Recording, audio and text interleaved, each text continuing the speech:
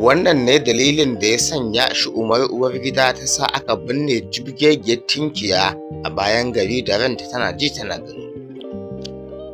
Barkanmu da sake kasancewa tare da ku a daidai wannan lokaci a channel ɗin tamu mai albarka mai suna Hausa Fox Studio. A cikin wani birni wanda hasken kuɗi yake rufe gaskiya da idanu, akwai wata mace da ake tsoro fiye da dare mai tsananin duhu. Sunanta Hauwa'u, amma babu wanda ke kiranta da wannan suna. Duniya ta fi saninta da suna guda ɗaya kacal, shine Shuumar Uwar Gida. Ta rantse rantsuwa mai nauyi a gaban bokaye da malamai da 'yan bore na sharrin duniya cewa babu wata mace da za ta taɓa cin gadon mijinta. Ni kaɗai da 'ya'yana ne muke da iko na cin gadon mijina. Mijin nata shine Alhaji Sadiq, attajiri ne mai arziki, ga tarin gidaje da motoci, kamfanoni da kuma dukiyoyin da ba za a iya misalta su ba, domin ku har harkar noma da kiwo yana yi. Duk inda aka ambaci sunansa ana jin nauyin kuɗi ne, ma'ana inda aka ji labarinsa to an san magana kuɗi ta ƙare. Amma abin da ba a sani ba shine arzikin nan da ya zama makami na zalunci a hannun uwar gidansa, wato matar shi ta farko. Duk lokacin da Alhaji Sani ya yi yunƙuri na yin aure akan wata mace, ko don neman kwanciyar hankali ko don cika ƙa'idar sunna na auren mata guda huɗu, Shuumar Uwar Gida bar taɓa barin hakan ya kasance ba. Ko da an yi auren sai ta san yadda ta lalata shi, biyu bayan yunƙuri da za ta yi mai ƙarfi da ganin cewa da zarar an kawo sabuwar amarya, Hauwa'u za ta shiga ta fita daga cewa mijin ya fara sauya halayensa ga wannan amarya. Idan miji ya fara tsanantawa amarya, to lalle an riga an ɗaure masa zuciya, aikin bokaye ya fara tasiri a kan shi. Kafin wata uku su cika, amarya za ta zama tarihi, domin kuwa ta zama abar tsana a idon mijinta.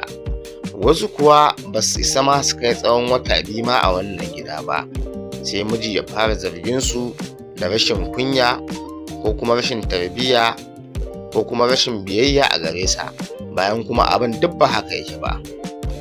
Alhaji Sadiq, cikin duhun zuciya da aka lullube shi da shi, sai ya sake su kamar ba su taɓa yin wata alaƙa ta zamantakewa aure ba, domin kuwa an canja musu tunani.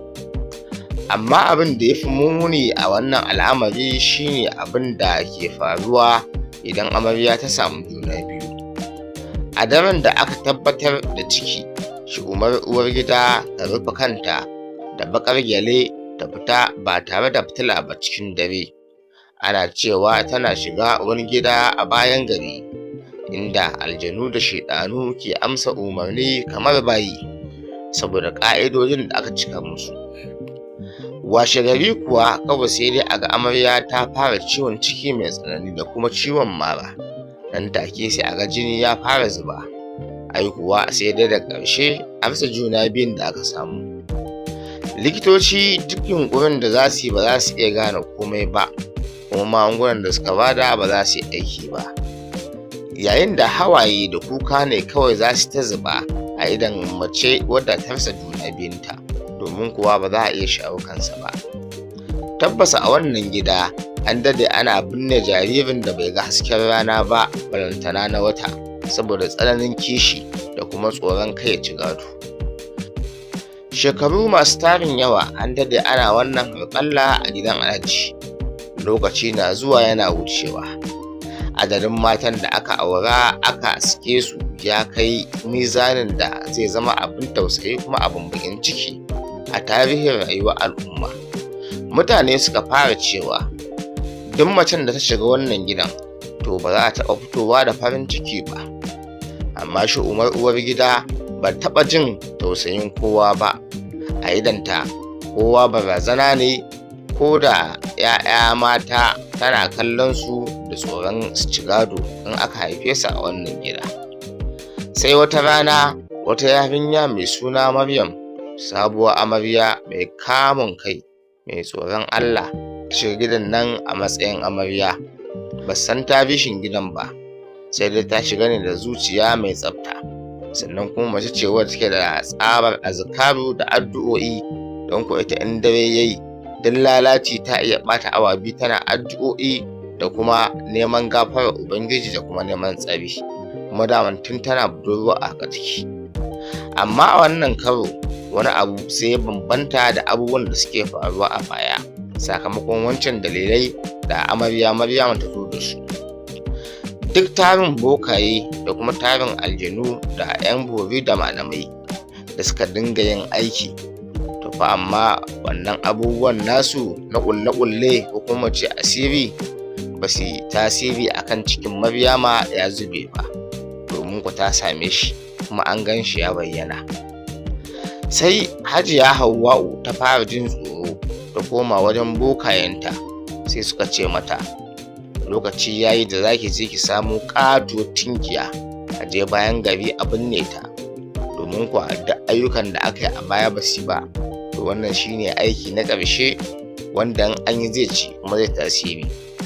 Amma sai dai fa akwai sharaɗi wanda ake buƙatar ki kiyaye. Idan kika samu wannan tinkiya, ki tabbatar da cewa tun daga lokacin da zaki ɗauko ta da kasuwa har zuwa inda za a binne ta da daddare ba ta yi kuka ba.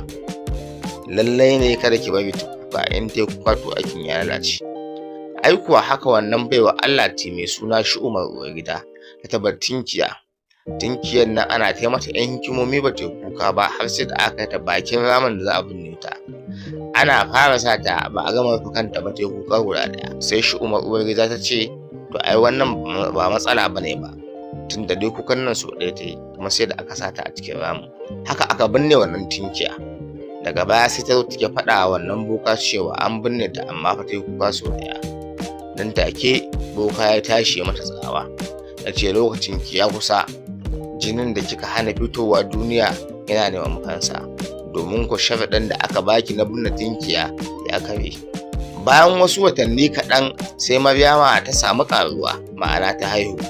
Ai kuwa Shuumar Uwar Gida ta faɗi nan take ta mutu ta kaɗai a cikin ɗaki, babu ciwo, babu gargaɗi, babu alamar cewa wannan ya rike ta ko ya hantare ta ko kuma aka sa mata guba.